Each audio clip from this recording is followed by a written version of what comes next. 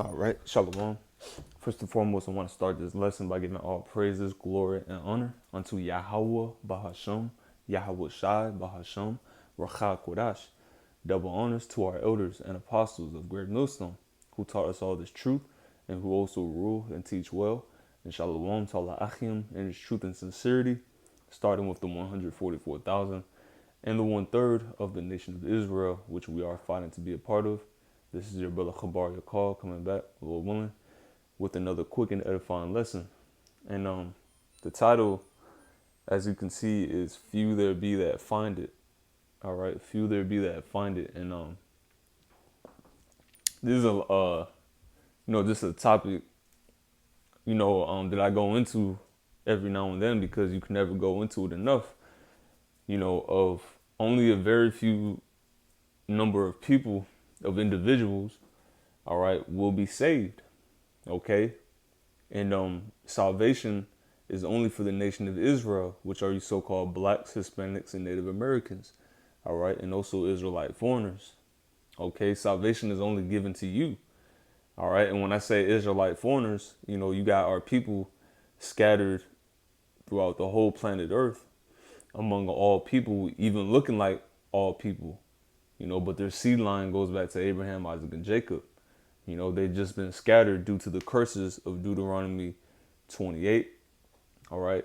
And I believe the verse where it says the Lord is going to scatter us is 64, if I'm not mistaken. But without further ado, I'm going to just jump into the scriptures because everyone can't be saved. All right. So I'm going to go ahead and, I'm going to just, this is 2nd Ezra 8:1. It says, he answered me saying, the Most High hath made this world for many, but the world to come for few. So the world that we're in right now, which is Esau Edom's world, all right, Esau Edom is a self-proclaimed so-called white man, all right, which they're really red, they're not white, okay? Their true nationality is Edom, all right, Esau Edom, all right, which the word Edom means red, okay? It comes from the Hebrew word, how do you say it, Adawam, which means red, and this is their world.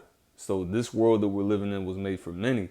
That's why they call America, which is known prophetically as Babylon the Great. That's why they call America a melting pot. It's multitudes and multitudes, of people here in America. All right, and on the planet Earth, it's like 8 billion. Over 8 billion. Okay, over here in America, it's millions upon millions of people. So this world was made for many. A lot of people, you know, they you got streamers, you got so-called celebrities. All right, the average, person is like posting, TikToks and videos. All right, they're important in their own eyes. The average person walks around as if, like they say, with that main character energy. All right, with no humility. Okay.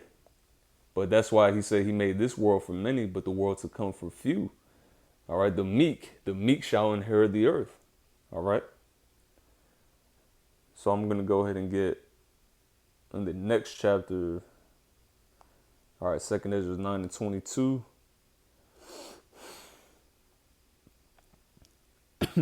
It says, let the multitude perish then, which was born in vain, and let my grape be kept in my plant, for with great labor have I made it perfect. So the multitude, the many people that I just read in the last chapter, this world was made for many. That's that multitude that was born in vain.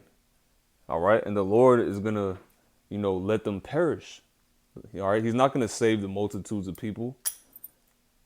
Yahweh Shai said, "Think not that I come to send peace on earth." That's what the Lord said. Matter of fact, let me get that.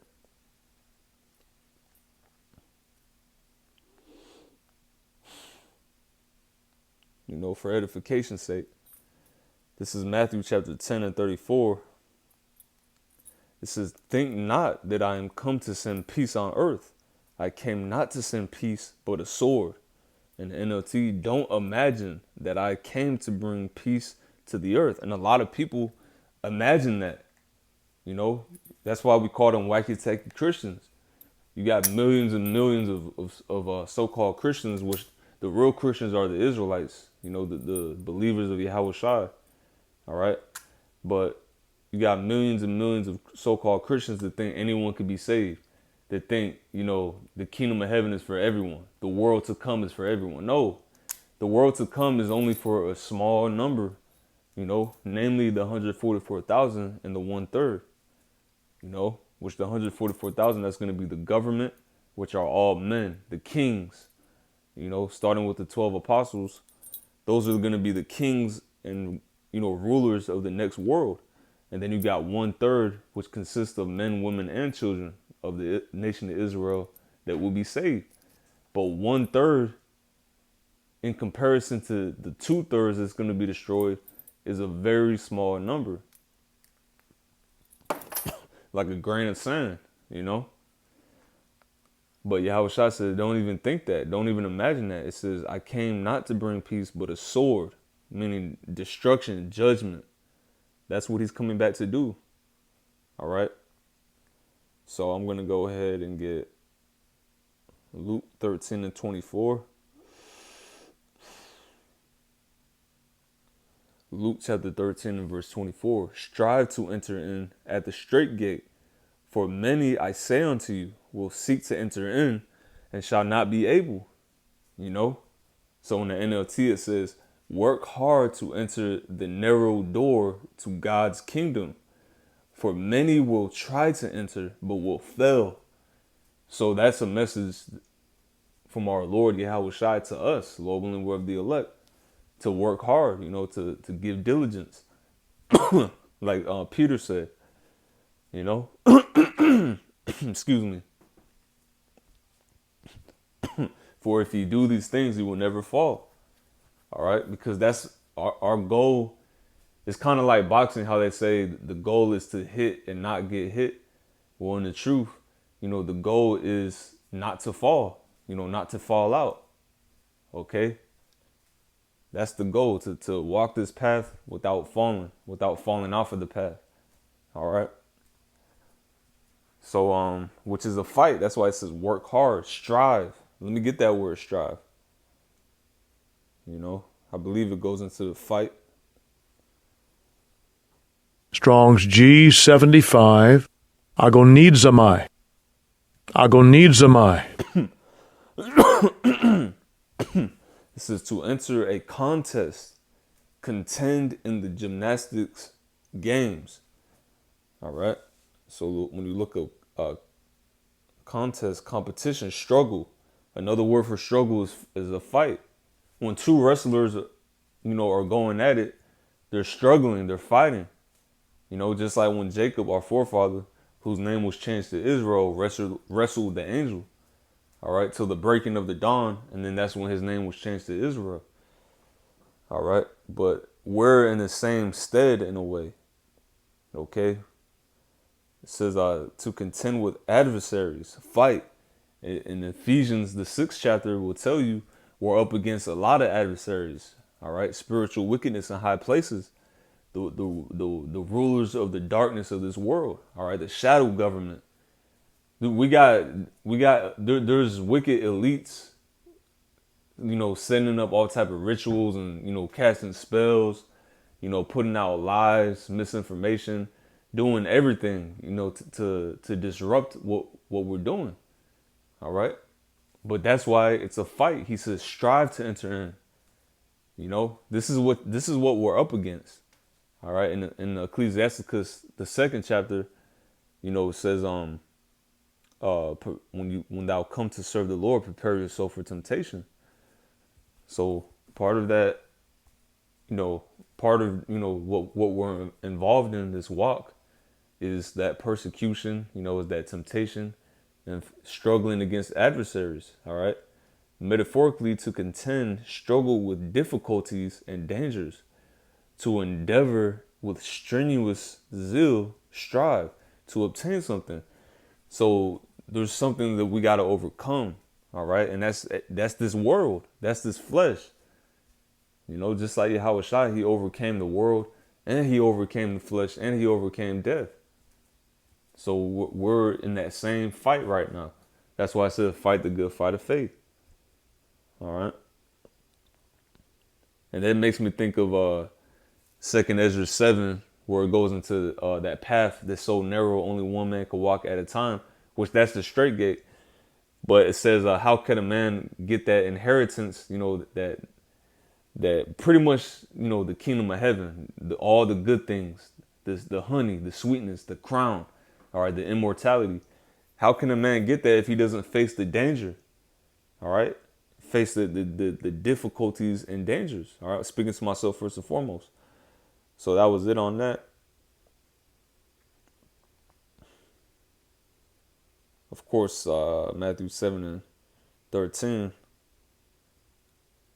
This is it says, enter ye in at the straight gate, for wide is the gate, and broad is the way that leadeth to destruction, and many there be which go in thereat. So he's saying, go in the straight gate, because this gate, where this wide, many is gonna go in and be destroyed. So go through the straight gate. That's what he's saying. He's basically saying, don't follow the world, follow me. All right, follow, like he said in another verse. He said, if any man, except the man, take up his cross and follow me daily, he cannot be my disciple. That's what he said. And what is that cross? This truth. All right. It's heavy. Imagine how heavy that cross was, after he got beaten, he was losing a lot of blood. Imagine how heavy that was. All right. So spiritually, we're all carrying a cross in this truth. That's all the difficulties, the dangers that we face. You might have had a rough upbringing that's like, that's like a dark cloud over you. You just can't escape it. But that's like, it's a part of what the cross you got to carry, though. Of course, every member of the elect, is different. Some brothers, didn't really struggle that much like in childhood, but some brothers struggled immensely. And we all got tailor-made crosses, but we got to carry it, At least we, go into the broad way, which leads to destruction. We got to keep carrying that cross. It says, because straight is the gate, which straight means a position of difficulty. All right. It says, like a straight jacket. If you put a straight jacket on someone, they're in a position of difficulty. They can't move. It says, and narrow is the way which leadeth unto life, and few there be that find it. So the path that leads to life, only a few are going to find it. Like I said, 144,000 and the 1/3, all right, of the nation of Israel. We'll go ahead and end off with this. So that's why it said in Isaiah 66 that the slain of the Lord shall be many. If only a few people are going to make it, what's going to happen to everyone else? They're going to get jacked up and judged. It says, Revelation 21:1, it says, and I saw a new heaven and a new earth. All right. So I just want to make a clarification before I read on. That word new really means renew. It doesn't mean the Lord is going to create a whole brand new earth from scratch. No, this earth is going to be here forever. It says that in Ecclesiastes, I believe 1:3. If it's not 3, it's in the first chapter of Ecclesiastes, but it says the earth abideth forever, meaning the planet Earth is always going to be here for eternity. So what does it mean by new heavens and new earth? He's going to renew the earth. He's going to, rejuvenate it as it was in the, the Garden of Eden.